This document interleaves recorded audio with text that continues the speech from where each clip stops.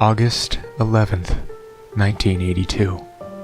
Families everywhere gather around their televisions, watching a sitcom or a sports event or the news. People are listening to the radio, to whichever frequency they prefer.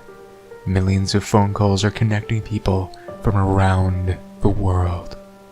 At exactly 7:04 p.m., every device, both in use and idle, powered or dormant, emits a loud screech. What follows is an exact transcript of the message humanity as a whole received from an unknown speaker in an unknown location. Greetings. I am what you would call an ambassador. It is our sincere wish that our peoples meet, and from that meeting a blossoming can occur. We have searched for eons untold for other life, other intelligence. You are the only ones, our brothers and sisters across the stars. We are closer to the technology that would allow us to cross the vast gulf between us. So await us, friends. Await us and our gifts of love and sharing. For we do love you. Because in this cold, empty universe, a people to grow with is the greatest gift. It has cost us greatly in resources to send this message, so we will not be able to communicate until we meet. So await us. It may not be soon, but we promise we will come to you. Farewell. The world is stunned. There's chaos at first, the typical fringe who think the world will end. Cults form, seeing heaven in a comet or Christ in a con man.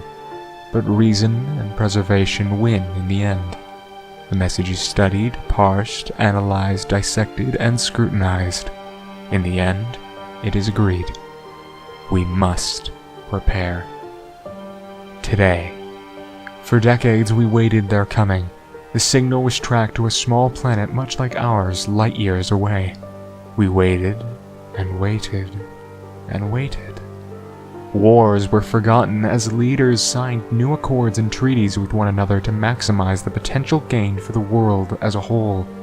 A new era of peace was ushered in from a minute-long message from the 80s. We sent messages of our own, hoping to spark some sort of conversation, but for some reason, we never received a response.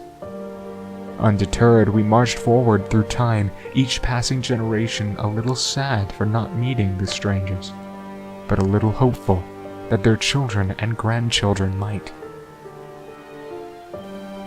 Humanity has never been a patient species.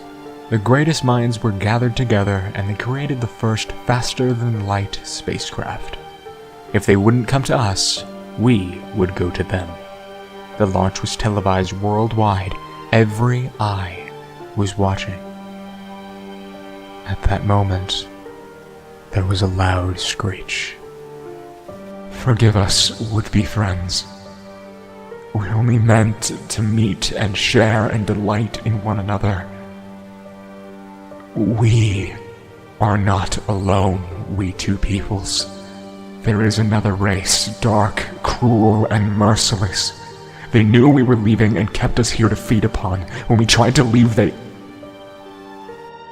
The message abruptly ended. The skies grew dark above us in the cloudless sky.